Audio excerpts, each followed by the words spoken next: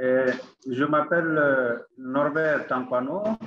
Je suis burkinabé de nationalité. Je suis fonctionnaire parlementaire, administrateur parlementaire, comme on le dit chez nous, juriste de formation de base, formation universitaire. Et j'ai été formé à l'université de Ouagadougou, puis à Strasbourg, à l'Institut international des droits de l'homme. J'ai candidaté au prix Geoffroy Dieudonné quand j'étais secrétaire général adjoint de l'Assemblée nationale du Burkina Faso, à la suite d'un certain nombre de constats.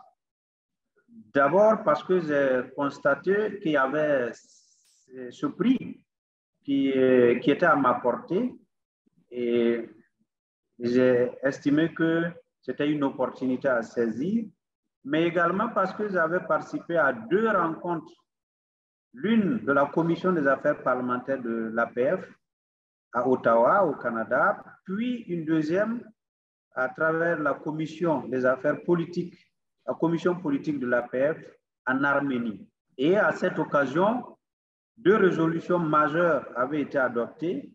Il s'agissait de la résolution sur les enfants sans identité et une autre résolution en lien avec la dématérialisation dans les parlements. Et il se trouvait qu'à l'Assemblée nationale du Burkina Faso, on avait un projet intitulé « Projet papier zéro à l'Assemblée nationale ». Donc, pour aller vers le numérique. C'était une expérience très difficile. Et je me battais en tant que secrétaire général adjoint tous les jours contre l'usage du papier. Et j'avais candidaté pour que l'APF puisse m'aider à faire un stage à l'Assemblée nationale de France et auprès de l'APF afin de pouvoir m'enquérir de leur expérience en matière de numérisation des documents. J'ai été très bien accueilli et il s'est déroulé au moment où il y avait d'autres stagiaires qui, eux, avaient un programme en lien avec l'ENA et j'ai pu profiter d'un certain nombre de programmes qui, initialement, ne m'étaient même pas destinés. Et donc, je pense que ça a été une largesse du pays hôte, notamment la France, l'Assemblée nationale, qui m'a permis de suivre donc, des modules en même temps que ces stagiaires de l'ENA. Et après, j'avais un programme spécifique qui m'a permis d'échanger avec les services de l'Assemblée nationale qui s'occupaient de l'aspect qui m'intéressait, notamment la dématérialisation. Je voudrais avouer véritablement que le prix Geoffroy Dieudonné m'a été très bénéfique.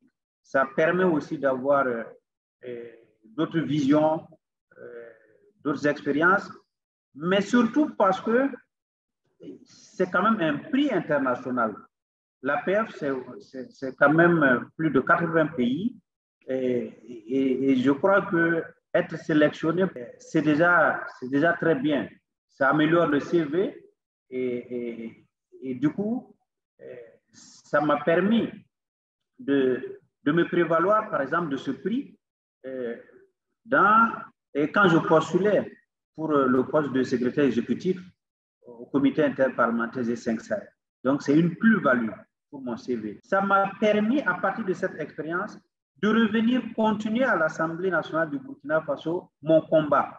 Et le président de l'Assemblée nationale, quand je suis revenu, a accepté que je sois responsabilisé avec les services législatifs pour supprimer, à travers donc mon expérience que j'ai eue au Parlement de la France, et désormais, c'est à travers les canaux de mails professionnels des députés, à travers les tablettes que les députés utilisaient.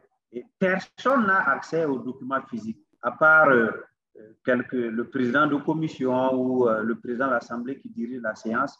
Tout se fait par voie électronique désormais. Et c'est en partie lié à mon stage et à l'expérience, au rapport que j'ai produit et aux recommandations que j'ai eu à faire au président de l'Assemblée nationale.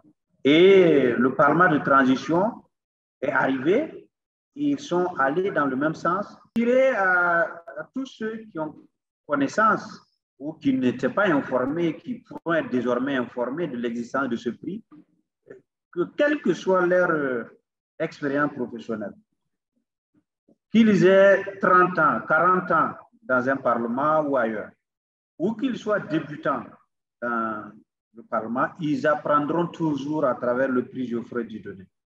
Et ce prix permet aussi à nous, fonctionnaires parlementaires, de nous souvenir de ce collègue et puis de nous souvenir de tout ce que l'Assemblée parlementaire de la francophonie fait pour les fonctionnaires parlementaires.